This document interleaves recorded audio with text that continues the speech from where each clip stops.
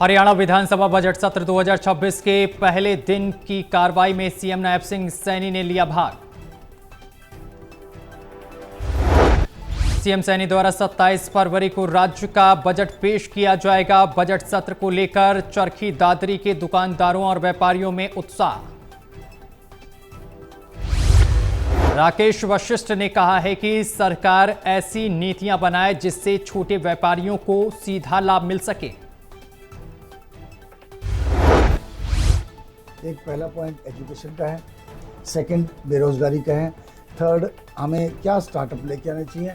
और जो जैसा मैं उनका हाइलाइट्स बहुत पीछे से देख रहा हूँ और बड़ा अच्छा फॉलोअर हूँ कि बाहर की इंडस्ट्रीज़ यहाँ आना चाहती है और वो बड़ा अच्छा बाहर जाकर उनको लेके आ रहे हैं हरियाणा के अंदर स्पेशली, तो उससे बेरोजगारी कम होगी। तो उस पर एक स्ट्रेस। यमुनानगर में कार्यक्रमों में पहुंची कुमारी शैलजा, कहा कि हरियाणा में नेतृत्व राहुल और खड़गे का है, बाकी सब सिपाही हैं, सब कांग्रेस को मजबूत करने के लिए काम कर रहे हैं। इसको डबल करना है तो हाँ, तो अपने यहाँ वाले रेलवे लाइन का बताओ। यहाँ से जो यमुनानगर से चंडीगढ़ तक की रेलवे लाइन सालों साल हो गए, मैंने भी बहुत मेहनत उसमें कोशिश की। अब ये सरकार तो बिल्कुल जैसे भूल ही गई। आने वाले बजट को लेकर कुमारी शैलजा ने कहा है कि लोग ना उम्मीद हो चुके हैं। केंद्र के बजट में भी हरियाणा को कुछ नहीं मिला। बजट वो होना चाहिए कि जो आम लोगों के लिए कुछ बेहतरी लेकर आए, विकास हो। हरियाणा इतना कर्ज में डूबा जा रहा है। केंद्र का बजट भी हमने देखा, बहुत उम्मीद हम लगाए थे कि शायद हरियाणा को कुछ मिले, कुछ नहीं मिला, कुछ भी नहीं मिला।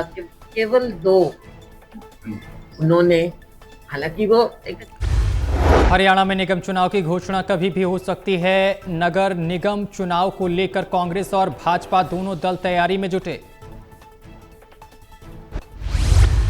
20 वार्ड थे हमारे सोनीपत के अंदर, 20 के 20 वार्ड में सामान्य रूप से हम लोगों ने काम कराए हैं और हर वार्ड में कुछ ना कुछ डेवलपमेंट का वर्क हमने इतना स्पीड पे किया है। जितना बजट इस बार का था निगम का, उसके अनुसार पैसे लगाए गए हैं हर वार्ड के अंदर। और जो हमारे आउटर वार्ड है, जो पहली बीजेपी विधायक निखिल मदान का दावा, मेयर और पार्षद दोनों ही भाजपा के जीत कर आएंगे और जनता बीजेपी की नीतियों पर मुहर लगाएगी।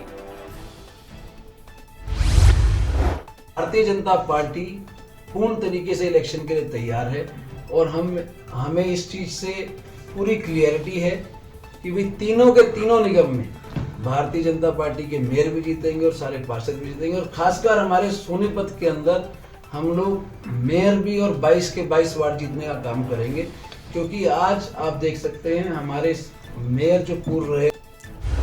नशे में धुत चालक, हरियाणा रोडवेज बस को पुलिस ने किया इंपाउंड। पुलिस ने तुरंत कार्रवाई करते हुए चालक का अल्कोहल डिटेक्टर से टेस्ट किया और चालक पर कार्रवाई की। तो टेस्ट करे है ये, तो उस पर चालान करेंगे। देख रहे थे कि लाइसेंस भी नहीं है ड्राइवर के पास, कहीं ना कहीं लाइसेंस फोन में ले रहा है, कॉपी इनकी जमा होती है। ये नई यात्रियों के लिए दूसरी बस लगवा दी हमने। 4 लाख के खिलाफ क्या था? सोनीपत एसीबी की बड़ी कार्रवाई, सहकारी कॉरपोरेटिव सोसाइटी बैंक सेल्समैन 10,000 की रिश्वत लेते गिरफ्तार। बैंक सेल्समैन बैंक से लोन लिमिट बढ़ाने की एवज में मांग रहा था 15,000 की रिश्वत। उसको सुभाष को हमने रेड हैंडेड पकड़ लिया है, कल कोर्ट में पेश किया जाएगा और जो भी तफ्तीश में तथ्य सामने आएंगे उनके हिसाब से कार्रवाई की। बस मैं ये अपील सभी लोगों से, आम जनता से यही करना चाहता हूं कि आपका किसी भी विभाग में अगर कोई कार्य पेंडिंग है और उसके एवज में कोई सरकारी कर्मचारी आपसे रिश्वत के पैसे मांगता है तो आप हमसे संपर्क करें। मैं आपको फिर बताना चाहूँगा, सोनीपत में क्रिप्टो करेंसी निवेश के नाम पर की गई 23 लाख की साइबर ठगी का बड़ा खुलासा। ट्रांजैक्शन ट्रेल के आधार पर अंतर्राज्यीय गिरोह का पर्दाफाश। साइबर सोनीपत में मामला दर्ज कर इस ठगी करने वाले गिरोह के 4 सदस्यों को गिरफ्तार किया है।